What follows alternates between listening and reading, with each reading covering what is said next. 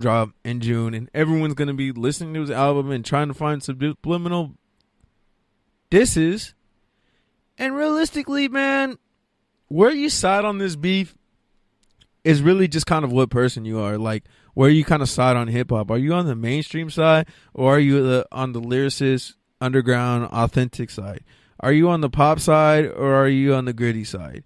And ultimately, that's why this shit really doesn't matter, because Pusha is not going to convert any Drake stans or Drake fans to not like Drake. He's not going to make any of them like him.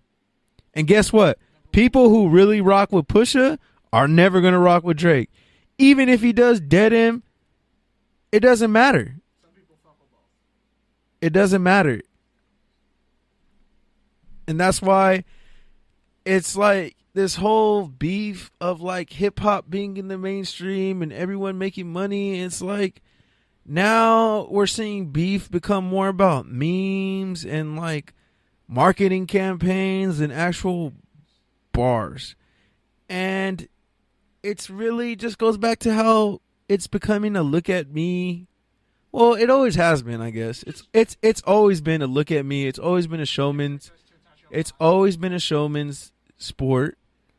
But now we're just really trying to see that bridge with social media. And ultimately, man, I just don't really care, because all this Drake beef is deflected from the fact that Pusha T's never had a gold album, never had a platinum hit. Somehow he's a record exec and president of a label. I guess he's trapped, but it depends on who you ask. And oh yeah, he's had the two greatest producers of our generation, and yeah, he doesn't have a platinum hit or CD. And yeah, people are gonna be like, oh, he doesn't care about that. He's a lyricist. He's a mixtape rapper. Yeah, well, why are you featured on all these Kanye and everyone else good is pushing out? So the narrative that Pusha T isn't trying to be relevant or mainstream is like stupid to me, because he is. And let's not forget the fact that he rolled on his twin brother and broke up a band and damn near broke up Star Trek Records and really deaded that. So let's talk about that, man. Like, I really don't give a fuck about Pusha T. I never have, and that's really why I don't give a fuck about this beef, because if we're really talking about it, this is inherited beef from their rap daddies. Like, Pusha got beef with Lil Wayne from back in the day. He got beef with Baby, not Lil Wayne. And no, he got beef with Lil Wayne for wearing Bape on the cover of a damn magazine. Yeah, okay. Allegedly. His real beef is still with Baby for not paying any of the artists. Yeah, and he has beef with Baby, who has his third biggest single ever. Okay, I get it. He probably didn't pay him for that one hit that he ever had. That would make me salty too. Anyways, Daytona was only 7 tracks. There wasn't a single on it. And even Kenny said it was trash. Even Kenny said it after this very... He said it was trash. So that's all I want to say, man. This is the Touchdowns and Tangents show. Part of it was trash. I honestly only really like The Games We Play. That's the only song I like on that album. It sounds like it's interchangeable. My Name is a better album, but like he still talks about the same shit. So exactly. Why would I just like this new album? And the biggest thing, it just sounds production wise better than any of his other albums. The biggest thing with Pusha, man, is he made us wait all this time to give us that, to give us a glorified EP, he's the president a glorified of a mixtape. Yeah, bro, but you really made us wait for that. And fuck Drake for talking about Cudi. I'm still mad about that. You made us wait for that. Come on, man. And by the way, and yeah. Last point, Drake doesn't have a squeaky clean image. I don't know why people think that, bro. He's dark and twisted. That's all he talks about. That's all he's a pretty fucked up person. Like, is being emotional. Is being emotional and shitty. Wait. There's a lot of racism in Canada. KV just empathized with Drake. Let's end on that note. I didn't empathize with Drake at all. What the fuck are you talking about? Touchdowns and Tangents. I didn't empathize with him at all. I'm PD Camarillo. I'm Kenneth Frank James Barry, and I do not endorse Drake in any way.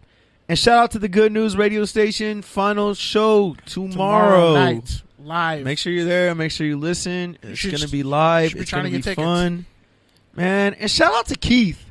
I didn't even get to that in my rant. I wanted to, man. If you haven't listened to 199 of the Good News Radio Show, make sure you listen to it. Whether you're listening to this show right now on the Good News Radio Station app, or if you're on our Touchdowns and Tangents channel, make sure you listen to that, man. Wait till after we're done with this show and then go listen to it. Because it's really amazing, just the things he talks about as far as being creative, having a strategy, making plans, speaking things into existence, executing, just having ambition, drive, dedication, and just being better than everyone, and really just trying to create something in the movement. It's really and being your amazing, own number one fan, and beautiful. And man, I really needed to hear that this week, so I really appreciate him for that. Take us out, KB. Especially, yeah, man. You can pretty much hit us up on Twitter. Find our podcast and this broadcast anywhere there's an internet connection, Wi-Fi, and pettiness in your heart. Because that's kind of what the theme of this episode was. Like, just pure pettiness and disrespect, especially on Pizza. With his fucked up, unbuttoned shirt. Disgusting, man. Disgusting. Anyway, we love y'all. Peace. TDs_tangents on Twitter and Instagram. Make sure you listen on Stitcher, Podbean. PD certified, Ozo Grande, Ozio Grande.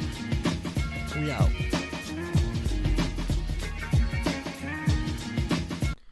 If you're hearing this, you made it to the end of Touchdowns and Tangents, episode 74. Kenny and I greatly appreciate you for listening. The only thing we ask is if you can hit that subscribe button. And, well, we'll take a rating too. Shares are equally as good. We hope you enjoyed this Rams takeover because, well, the people asked for it. So stay tuned next week. We're going to keep it local, LA focused. KB's got a couple big-time guests pulling up, so you're going to want to hear it. Touchdowns and Tangents, episode 74. This is Pete Camarillo signing out. Thanks for listening, man. Fuck Push.